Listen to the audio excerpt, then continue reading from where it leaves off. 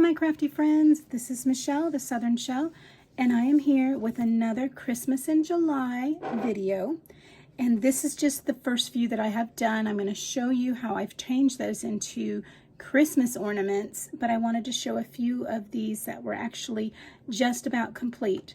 So let me go ahead and show you the start of how to make these beautiful keyhole Christmas ornaments. I used some of the items from our beach trip on this one, and I know that's too many legs for an octopus, but I made a little octopus up in that little corner. And these are also little seashells from our trip as well. And I love the little Victorian prints in the background. And what a cute little wedding one here, just beautiful. These can be used on cards. These can be used in journals. They can be used as ornaments. I just haven't decorated them as an ornament, but I'm going to show you how to do that. So the first thing you're going to need is, this is by My Porch Prints, and there are, I believe there's 8 to a page, and there's different colors, which you see the blue here, and the gray, and the pink, and the black are all of these. And I printed them, and then I just cut them freehand. But I also took it and I uploaded it to my Cricut, and I used that to actually cut out on this card here. This is some of the heavy-duty cardboard you would use for the back of picture frames. I use them also in my journals and stuff like that. And so what I've done is you take these and I scanned them in, and I did the cutout so that you can have just the frame. And then I took it and I traced it on the back of whatever color I wanted on the front to change this up. Now I'm going to show you a couple here that I've done that with. I found the pictures on a free site so that I could go ahead and use these. And I used this one, and I pulled out some of the different colors in here. I used some tonic of that fabric type paper, and I cut that out. Aren't they beautiful? These are not decorated yet, but I wanted to show you that step there. And these are not done, but what I wanted to share is you can take these and build them up on the back of a card. You build it up, and you have all your pieces together of what you're going to actually create. So once you get that part done, it comes to the next step where you have several pieces kind of put together here, and that's what I've done. These are not finished. They're very rough, as you can see around those edges. And this one as well, very rough. What I have done is I have my picture on card, I have the cutout, and then I have whatever color I want to go over the top of that. So it makes it easier to look at when you have it. And I sized all of these on my Cricut, so I can put that over the top, or I have my sunflowers and I can put that over the top. And then I picked out the colored paper that I wanted to go on top of that, so it can be either one of these. I think I was choosing this one. Could have very easily chosen this one, but that's the process of getting those chosen and stacked and sized out in my Cricut, so I knew what size to print and cut. And you can see these are tags from other freebies or journal sets that I've had, and I just went through my stuff and figured I would go ahead and just see what I could put together. So to do the Christmas ones, I went ahead and I found some Christmas pictures. Here I have the snowman, and it says, "I find it very hard to think of pretty things to say, so I'll just send a loving wish for a Merry Christmas Day." And so I picked out some of that fabric paper that would kind of match that, and it's not decorated, it's just covered. So the next step you're going to want to do is make sure that when it's all glued together, it's all glued together. So I'm going to go ahead and take these clips off, because when you're stacking this many items, you will tend to have some gaps somewhere. And so I wanted to make sure that all of this was held down well, so when I come in to start decorating the edges and the ornament itself, I don't have to worry about that. This one here I folded over and I put the paper over the top of it, and I still am not happy with that edge, so I'll probably decorate with something else to go over that. So here it's all layered, it's thick, some areas are thicker, and that's just because of where it's built up to hold, so you can see the shadow behind those pictures. Then what I did, especially for the gold one, is I took some of this metallic, antique gold metallic quilling paper, and I ran that through my crimper here. I'll show you how I did that. This is what it looked like when I was done. I ran it through my crimper, so I'm just going to use the large side because that's what I needed to do. So now I have this metallic crimped antique gold.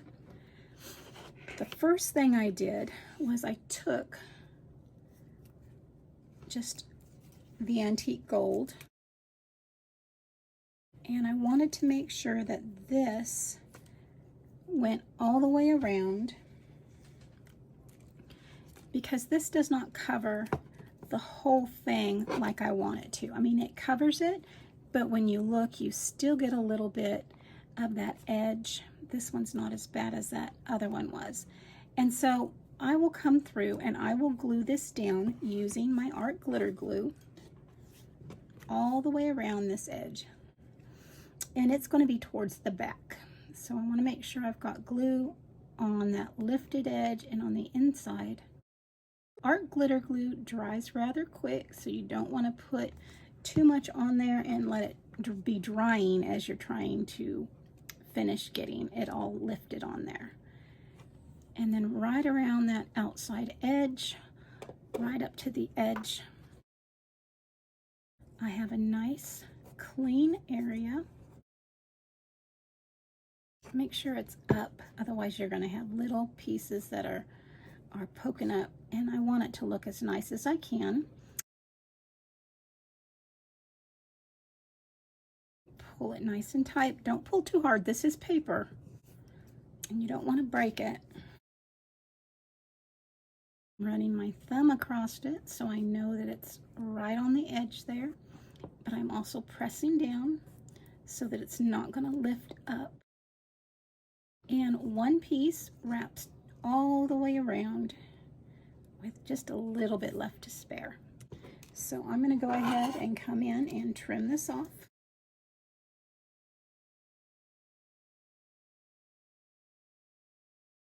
So I have the back piece on there, and it looks nice. It doesn't have any bold edges popping out. So the next thing I'm going to do is I'm going to take the piece that I've actually crimped, and that's going to go along the front part of this, and I want to kind of start it at the bottom.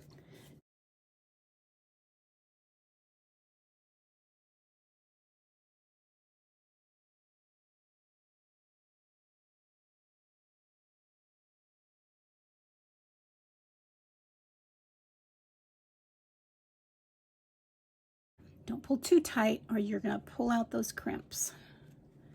You want to make sure that it's on there and that they're all even, so that you're not getting the imperfections you're trying to cover up. Look, that one piece just went all the way around. That's awesome. You can't plan that, my goodness. Well, you can cut it that way, but when you're crimping it, you just don't know exactly how long it's going to be, because you can pull it and make it longer. And so that makes it just right to come right on up. So let's let that dry. This is one I had done earlier. So it's dry all the way around, and so now I need to put something in here so it can hang. And let me get those pieces together and show you. So I just took my little drill bit, put it in there, tightened it up, and now I can just take it, press it in, and I can use that to just screw it in. There we go. And you see it went all the way through, and it gave me a little hole right there. And now I have my little eye screw. Look at that tiny thing. And I am going to just take these pliers. I'm going to hold on to that. And I'm going to take my E6000. And I'm just going to put a little bit on the end of that eye hook. And now that eye hook is going to go right in to that hole. And I'm going to screw it in.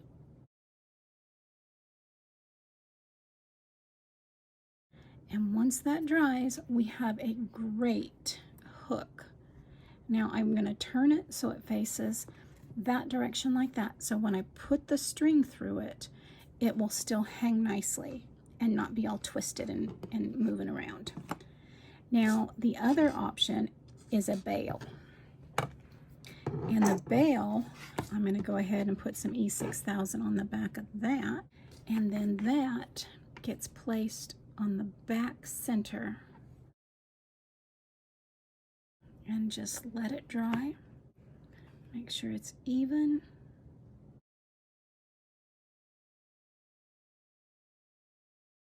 So now it's time to get some decorating done. So I have some embellishments that I had gotten off of, I believe this was from a journal once again, and I uploaded it to my Cricut Maker, and then I sized it, and I not only cut out the pictures that I printed, but I cut out some card for behind it so that it would be nice and sturdy. So now it's time to get these little lovelies decorated. So let's see what we have here that I want to go ahead and get popped on my little golden girls here. Now these are showing more blues, so I'm going to be just a little more cautious with what I put on there so that the blues don't die out. Here is a bell that does not have much in it. Here's another bell that does not have much other color in it.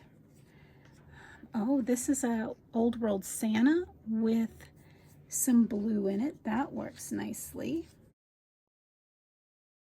What we can do,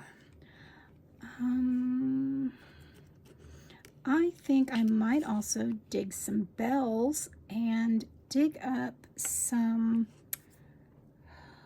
pine cones that I have. So let's take a peek of what we may want to do here. I think this might look cute too, just having the two bells kind of hanging at the top there.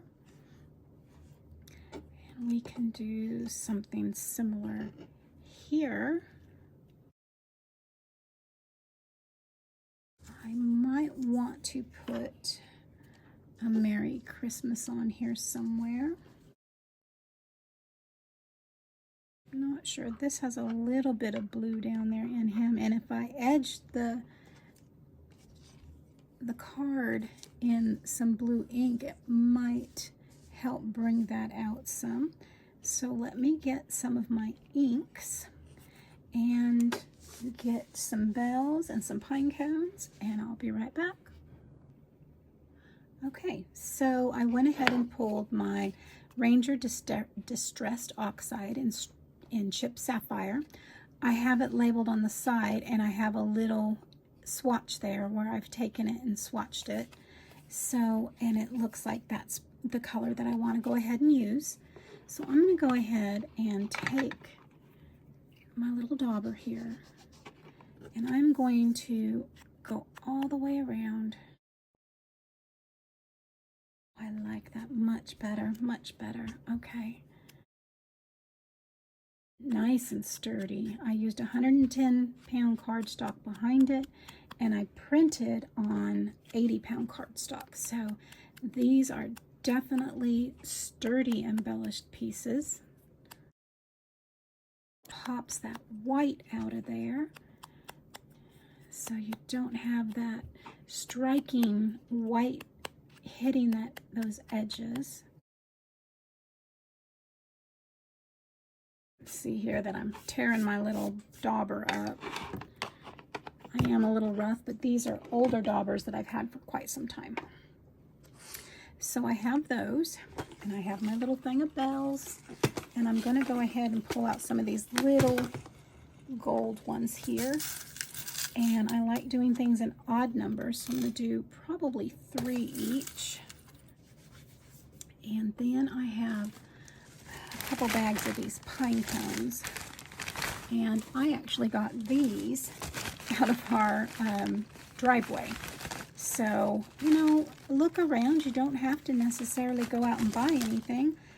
I really like the fact that I can go out during certain seasons and find things in our yard that will just make wonderful little things on cards and gifts.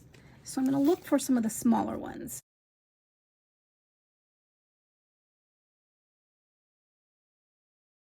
Okay, so I went down and I got my metallic threads, and I'm going to go ahead and use gold because that's what's on here. And I'm going to go ahead and first go ahead and tie a hanging string on these.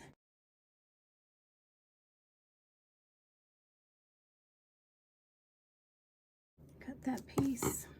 So now I have 2 pieces. I'm going to go ahead and tie them together at one end. All right, so I'm going to tie the ends together.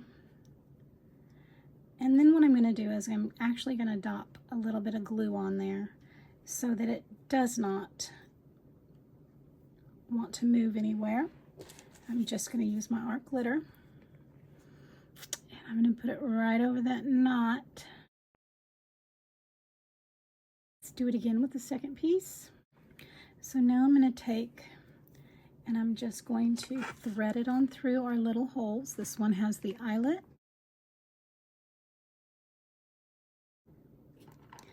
I'm going to open the side with the knot. Get my fingers to grab it. And pull the other part on through and nice and tight. And now I have the hanging thread on there. The other ornament.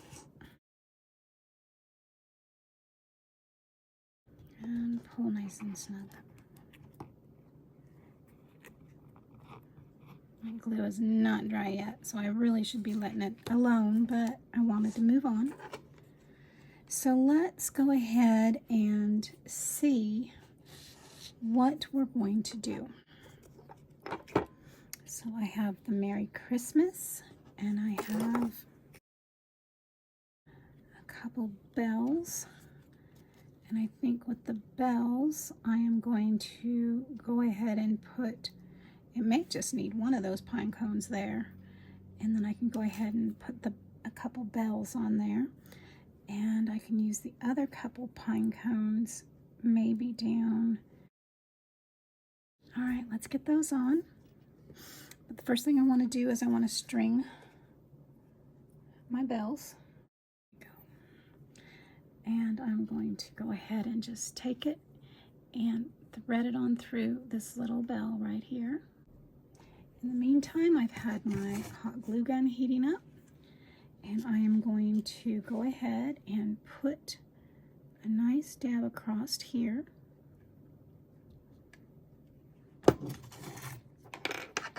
So that my little Merry Christmas can pop on there. I have one bell left, but I have 2 of these pine cones I want to pop on down in that corner. that one's a bigger one, so let's kind of get it off to that side, and we'll pop that one right on in there. Let that hot glue grab, and then I'm going to do another little dab and put that bell right in the middle of those two bells there. So now I want to go ahead and get the tops of this one done. This glue does not take long to dry, so I'm going to go ahead and pull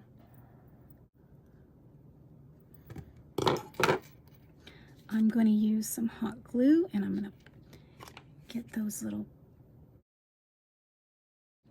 bigger bells up there, and I'm going to go ahead and kind of pop them off to the side.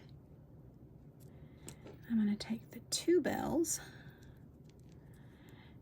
and we're going to get those on their thread right in the middle. So I'm going to use my tweezers, my reverse tweezers here. I'm going to set it down in that hot glue, and then I'm going to take one of my pine cones and set it right on top and let that dry. I think that turned out really pretty. Let's go ahead and finish the other one.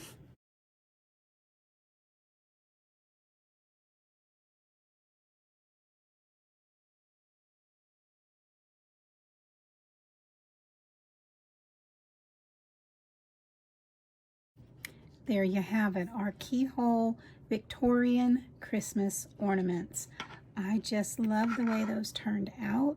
I think that they are beautiful, peeking through the gold. They look wonderful on the back as well as the front, so it doesn't matter how they're turning or twisting around. I just think they turned out wonderful. So guys, if you've not subscribed to my channel, I hope you will consider doing so now by hitting that subscribe button. Hit that bell notification if you'd like to know when I'm uploading a new video. YouTube should give you an alert when a new video has been uploaded. If you like this video, give me a thumbs up. As always, stay safe, God bless, and bye for now.